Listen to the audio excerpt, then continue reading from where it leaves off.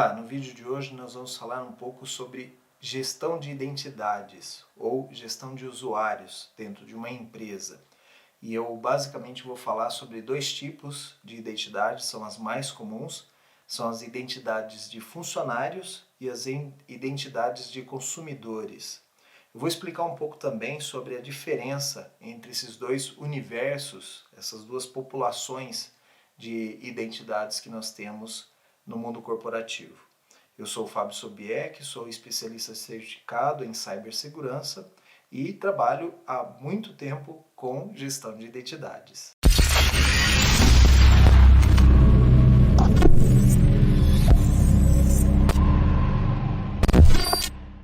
Bom, basicamente você no mercado de trabalho não vai ouvir falar de gestão de identidades. O mais comum que você encontre, inclusive quando você procurar uma vaga no mercado de trabalho, seriam os analistas de IAM. IAM é uma sigla em inglês que significa Identity and Access Management. Seria identidade e gerenciamento de acessos. E por que a gente usa em inglês? Bom, obviamente porque começou nos Estados Unidos, esses sistemas que trabalham a gestão das identidades, as empresas começaram a ter muitos programas, cada um desses programas utilizava uma conta para entrar no sistema, né? E aí começou-se a pensar em ter um sistema centralizado que pudesse gerir todas essas identidades e contas de uma pessoa dentro da empresa. Então, a partir daí, desse momento, houve a formação, né, da identidade. O que é identidade? É uma representação lógica de uma pessoa ou uma entidade, certo? Então, a partir da identidade, essa identidade ela pode ter várias contas dentro dos sistemas. E aí também gestão dos acessos. O que o Fábio, dentro de um sistema de pagamentos, o que ele pode fazer dentro do sistema, o que ele pode ver, que tipo de acesso de dados ele vai poder ter acesso. E no sistema de contabilidade e também no sistema de pedidos de compras, por exemplo. Então começou-se a pensar a identidade do Fábio e os acessos que o Fábio tem. Então, essa é a disciplina de gestão de identidade. O Access Management é o ato não somente de você controlar isso dentro do sistema, mas você gerir isso de uma maneira como um todo, né? Tendo todas as preocupações de risco, de prevenção a fraudes e tudo mais. Dentro dessa disciplina de IAM, né, que fica dentro da área de segurança, ela cuida então da gestão dos usuários, né, ou identidades, a gestão dos acessos, também das senhas. É a área de gestão de identidades que determina dentro de uma empresa como que deve ser a senha, o mínimo aceitável. Então, quando você chega lá no sistema e fala assim, olha, esse sistema tem que ter uma senha no mínimo de 8 caracteres, tem que ter maiúscula, tem que ter minúscula, é obrigatório ter um número dentro da sua senha, um caractere especial. Isso nós chamamos de política de senhas e é a área de gestão de identidades que cuida disso. Então, por que a gente tem alguns sistemas que têm uma senha mais forte e outros que têm uma senha mais fraca, vamos assim dizer? O gestor, o analista, né, de IAM, ele vai avaliar o que tem aquele sistema, qual é o risco que aquele sistema oferece, né, o nível de importância que tem dos dados, e aí ele vai setar, né, vai dizer, esse sistema tem que ter uma senha um pouco mais forte. Por que a gente usa essas senhas complexas, né? Maiúscula, minúscula, números, caracteres especiais? Isso é para evitar um tipo de ataque que a gente chama de força bruta ou ataque de dicionário. Isso é quando um atacante ele pega uma lista de senhas, possíveis senhas, e ele fica tentando se autenticar no sistema. Ele tenta a senha 1, não deu certo, ele tenta a senha 2, não deu certo. Obviamente ele não tenta isso manualmente. Ele usa um programa, um script para fazer isso de forma automatizada. Então, quando você seta uma senha mais complexa, você aumenta o nível de dificuldade que esse atacante vai ter para tentar quebrar essa senha ou tentar adivinhar essa senha baseada numa lista de senhas que a gente chama de dicionário de senhas. A área de gestão de identidade também lida com os processos de autenticação ou fatores de autenticação. O que é isso? Quando você tem um sistema que ele não autentica somente usuário e senha, ele pede usuário, a senha, mais alguma coisa, mais um token, né? Isso é muito comum nas redes sociais, quando você se loga no Facebook e configura isso, obviamente, né? Você pode configurar para ele pedir usuário e senha e ele vai mandar um número por SMS, um código, né? Uma senha por SMS, uma senha temporária. Ele vai mandar para o seu celular e aí você pega aquele número, entra e pode fazer o acesso. O que é isso? São múltiplos fatores de autenticação. Você não está se autenticando somente usuário e senha. Usuário e senha mais a senha temporária. Isso é bem comum nos bancos. Os bancos normalmente utilizam esses métodos de autenticação extras, né, para proteger o cliente e o próprio negócio dos atacantes. Se não tivesse os múltiplos métodos de autenticação, com certeza a gente teria um número muito maior de fraudes. Então, o analista de IAM ele vai avaliar o risco que aquele sistema tem, baseado nas fraudes que já aconteceram em outros momentos, né? Número de fraudes que está acontecendo, e aí ele modifica, ou ele incrementa, ele adiciona métodos de autenticação alternativos. E aí você tem métodos de autenticação facial, né? O próprio iPhone tem um Face ID, os métodos de autenticação usando impressão digital, usando reconhecimento de voz. Eu falo no microfone do computador uma frase e ele avalia se a minha voz é a voz que tem cadastrada da minha pessoa, né? Existe o reconhecimento facial através de câmeras de laptop e outros dispositivos, não só o da Apple.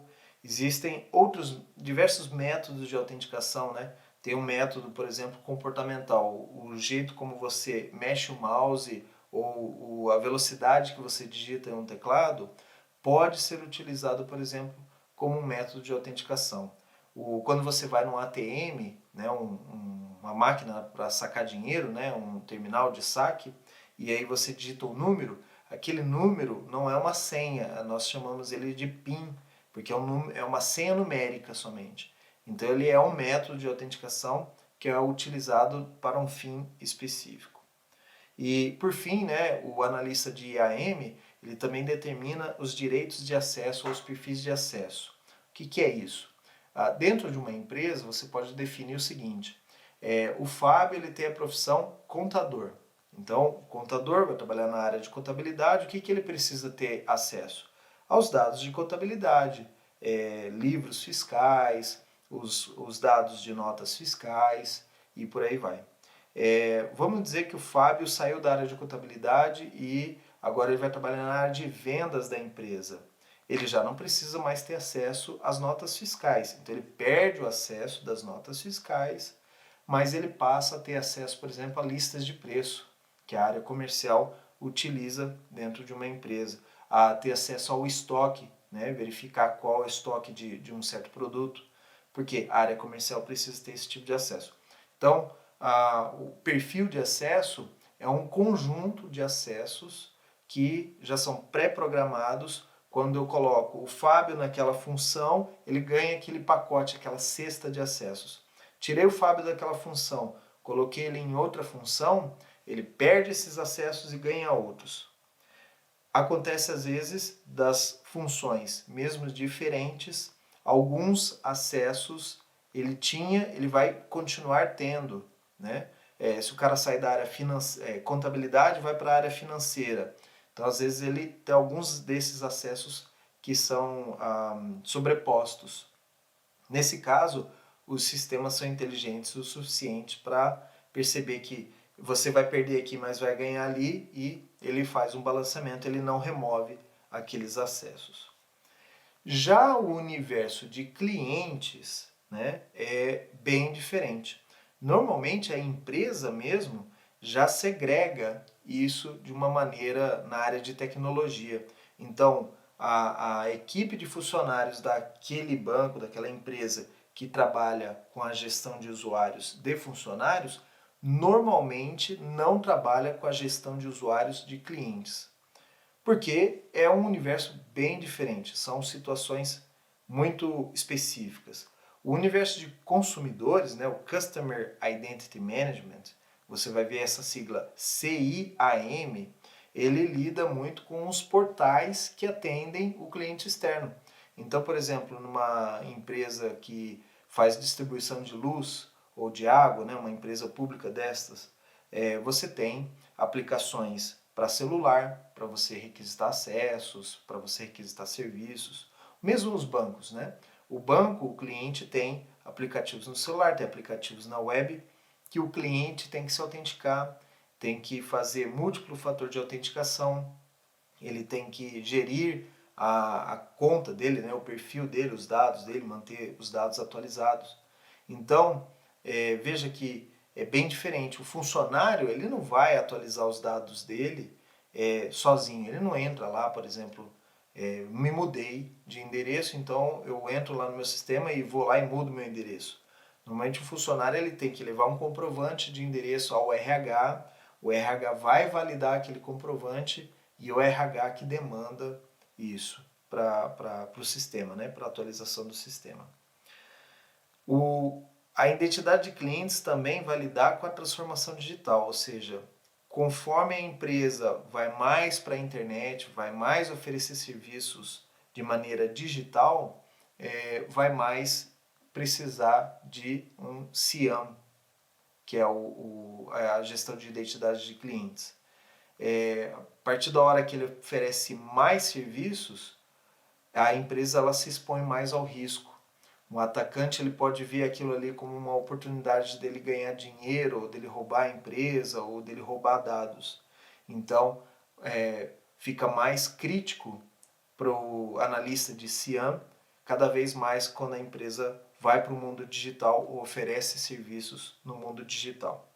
E é necessário também para o analista de CIAM gerir o número de usuários de clientes, né? Quando a empresa ela abre um sistema, né, e aí vão criando usuários dentro dessa base, essa base vai só aumentando, ela não diminui. Né? Então, diferente da base de empregados, quando o empregado é demitido, é removido da base, ela mantém um número pequeno, né, de usuários. Já uma base de clientes, a intenção da empresa é sempre crescer o número de clientes, né? Não é remover clientes, eu não vou apagar a minha lista de clientes. Então é uma preocupação extra que o analista de CIAM ele vai ter. Então vocês viram aqui brevemente que é bem diferente. IAM ou Employee IAM ou EIAM, que também pode ser visto dessa maneira, algumas empresas já começam a utilizar esse termo, é diferente do CIAM, que é a gestão de identidades de clientes. De novo, o mesmo profissional pode cuidar das duas coisas? Até pode, mas na prática, nas empresas, não é assim. Vamos especificar então um pouco mais as diferenças entre IAM e CIAM. Primeiro, criação de usuários. Quando é um usuário de empregados, essa informação ela vem do RH. Uma empresa, quando ela vai contratar um funcionário, tem um departamento específico para cuidar disso tudo. Então esse departamento ele vai falar com o funcionário, ele vai contratar, vai entrevistar, vai contratar e vai pegar todos os documentos dele e validar esses documentos com órgãos públicos, né? Com bancos públicos, como por exemplo a Caixa Econômica. E esses dados eles são entrados, né, no sistema de RH e como eles são dados validados, eu não preciso checar aquilo ali. Eu recebo esses dados na área de segurança, eu recebo esses dados do RH e posso confiar tranquilamente que ali não vai ter problemas. Óbvio que pode ocorrer erros no RH, sim, pode ocorrer, mas é bem mais difícil. Já no mundo de clientes, como que o cliente ele se cadastra no sistema da empresa? Normalmente ele está na internet e através de um aplicativo no celular ou na web, ele preenche um cadastro e lá ele entra com as informações. Normalmente os clientes não entram com todas as informações, a menos que você faça um processo de validação no formulário, ele preenche o mínimo possível, que às vezes ele está com pressa, ele quer criar a conta dele ali rapidinho e entrar. Então, não espere que os clientes vão entrar com todos os dados. Se você tem algum dado que é mandatório, que você precisa ter para exercer uma função dentro da empresa, por exemplo, CPF, você tem que colocar isso como mandatório, né? Mas às vezes ele fornece todos os dados voluntariamente. Só que esses dados não são confiáveis, né? Você recebe os dados e você tem que validar em algum sistema. Então você recebe um CPF, você pode consultar um sistema do SERPRO ou um birô digital para saber se aquele CPF bate com o nome daquela pessoa, tentar validar essas informações. Da mesma forma, por exemplo, a data de nascimento. Você não tem como validar isso. A menos que, dentro do embarque de clientes, você peça que ele faça um upload de fotos dos documentos pessoais dele. Então, o cliente ele tem que tirar uma foto usando o celular ou um scanner, tirar uma foto ou uma imagem, obter uma imagem do RG dele, da CNH e fazer parte do processo de criação de usuários. Existem serviços de terceiros, empresas no mercado, que fazem a validação de documentos. Uma vez que você pega um sistema e recupera uma imagem, né, pede para o cliente subir uma imagem da CNH dele, você pega essa imagem, envia para esse serviço através da internet e essa empresa de validação de documentos vai analisar com OCR ou outras tecnologias, vai analisar aquela imagem e vai tentar buscar falhas ou tentativas de fraude. Então, por exemplo, o cliente foi lá e trocou a foto, ele pegou o CNH de outra pessoa, foi lá e trocou a foto, colocou a foto dele e subiu aquela imagem. Essas empresas elas conseguem detectar esse tipo de fraude, conseguem detectar se a assinatura de um funcionário da empresa do Detran, naquele período que a carteira foi emitida, se é o mesmo funcionário que estava empossado naquela data, entre outras validações que eles fazem, né? Marca d'água no documento, tentativas de fraude com relação ao papel moeda que é utilizado para fazer tanto o RG quanto a CNH. Então eles conseguem detectar isso daí. Bom, um outro passo que dentro da gestão de usuários a gente tem que gerenciar são os dispositivos. Então o funcionário, quando ele vai acessar os sistemas da empresa, ele está usando às vezes um laptop fornecido pela empresa, um computador, um desktop fornecido pela empresa, ou mesmo um celular que é fornecido pela empresa. As empresas costumam colocar dentro desses equipamentos controles de segurança, né, os chamados MDMs. A gente vai falar sobre isso mais em um outro vídeo. Mas o MDM ele é um software que protege aquele dispositivo. Ele tem uma série de políticas, por exemplo, ele impede que você instale qualquer aplicativo, ele controla o número de aplicativos instalados, se tem alguma coisa que está se comportando como um vírus. Então, são dispositivos que normalmente são homologados pela empresa, são comprados pela empresa e são geridos pela empresa. A segurança daquele dispositivo está por conta de uma outra área de segurança que vai cuidar disso, né? É a área de Endpoint Security. Já os dispositivos de um cliente, um usuário, uma identidade de cliente, o cliente ele usa o dispositivo que ele tem, que ele conseguiu comprar. Então, normalmente, não são computadores homologados pela empresa, são de diversas marcas, a marca que o cliente comprou, ou o celular, a marca que o cliente comprou, e você não tem controle de segurança sobre esses dispositivos. Então, se o usuário foi lá e fez um root no Android dele, no celular Android dele, você não tem o que fazer, né? Ele escolheu ficar desprotegido. Então, como cliente, você não pode impedi-lo de acessar o sistema da empresa, porque ele fez uma decisão de customizar o aparelho dele. O que você tem que fazer é proteger a empresa dos acessos. Então, aquele celular ele tem um risco maior para a empresa, porque pode ser que tenha um vírus espião ali, coletando informações daquele cliente, ou uma tentativa de um vírus tentar embarcar dentro da empresa, invadir a empresa através de algum sistema.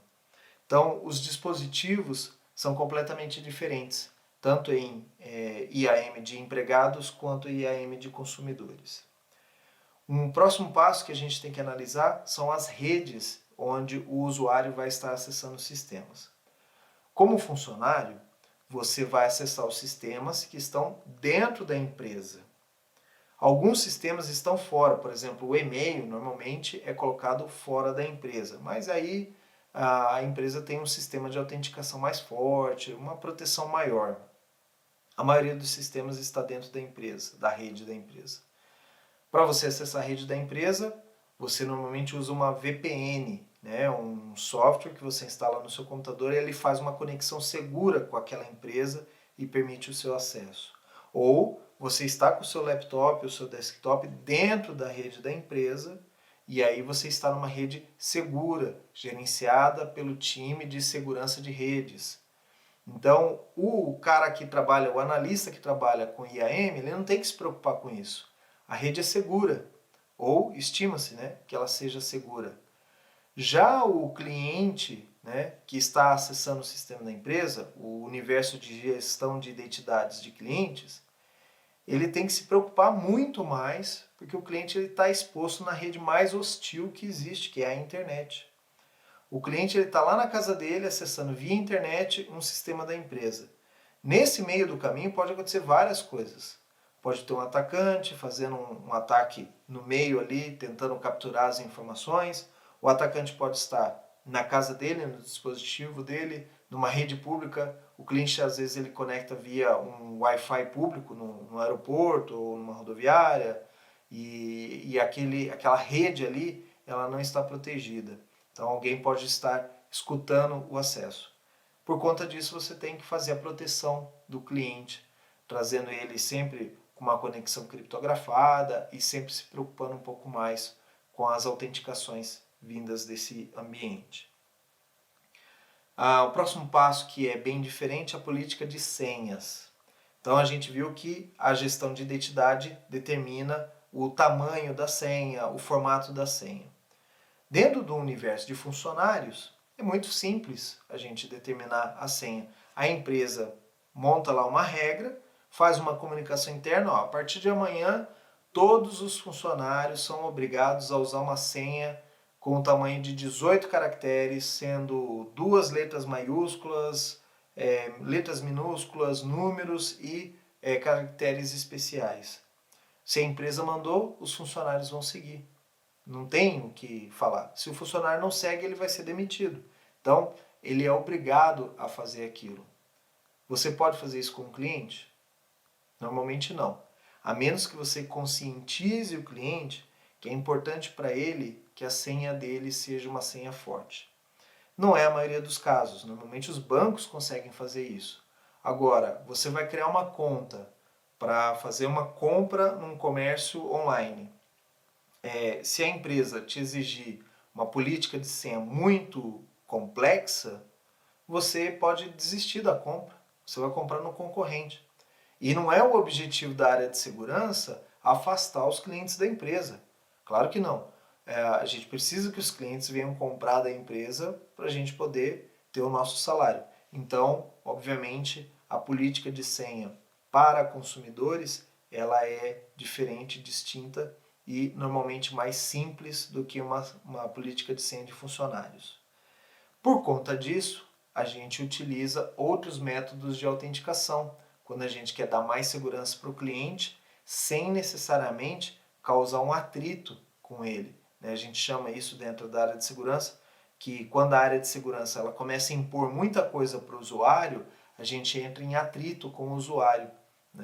E quanto mais atrito a gente causa no usuário, ele vai embora. O usuário cliente ele vai embora. O usuário funcionário ele aceita porque ele ganha o salário dele com a empresa.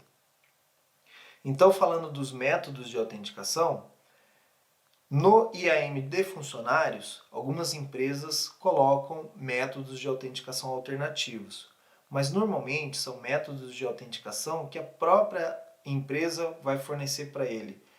Não sei se você lembra, mas antigamente nós tínhamos um chaveirinho que tinha uma senha que ficava trocando a cada 30 segundos, né? A gente chama aquilo de um OTP, One Time Password, ou senha única. Porque aquela senha ela troca a cada 30 segundos e ela não se repete. O ciclo, né, o cálculo que aquele aparelhinho fazia, ele não repetia aquela senha nunca mais. Hoje, os OTPs foram substituídos por aplicativos que você pode colocar dentro de um celular ou mesmo dentro do desktop para ele fazer essa geração de senhas.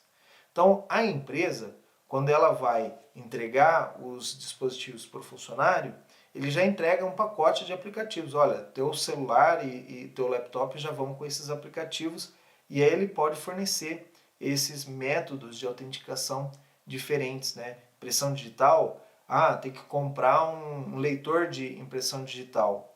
Então a empresa fornece esse leitor de impressão digital para todos os funcionários. Já no universo de clientes, de novo, a gente tem a dificuldade. Você não consegue despachar um leitor de impressão digital para os seus clientes, para todos os seus clientes. O número de clientes normalmente é muito maior que o número de funcionários. Ficaria inviável para a empresa.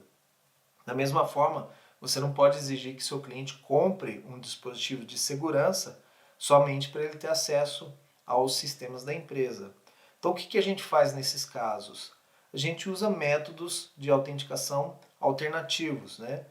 Tenta embutir dentro de uma aplicação que vai atender o cliente já, uma aplicação que já vai oferecer para ele uma série de serviços. Você embute ali um leitor de biometria no próprio celular, ou um leitor de reconhecimento facial, ou alguma coisa assim, para reforçar a autenticação. Ou mesmo os soft tokens, ou token por SMS, né? Você convence o cliente a fornecer um e-mail ou um telefone, no mínimo um dos dois. Por isso que em alguns casos, quando você vai se cadastrar numa empresa, eles pedem que você, no mínimo, cadastre um telefone ou um e-mail, que é para eles poderem mandar um SMS, mandar a sua senha quando você esquece, né? Também tem isso. A política de senha esquecida em um funcionário, ela é diferente de uma política de senha esquecida para consumidores. Então, você precisa então fornecer, no mínimo, um método alternativo de autenticação quando eles são clientes.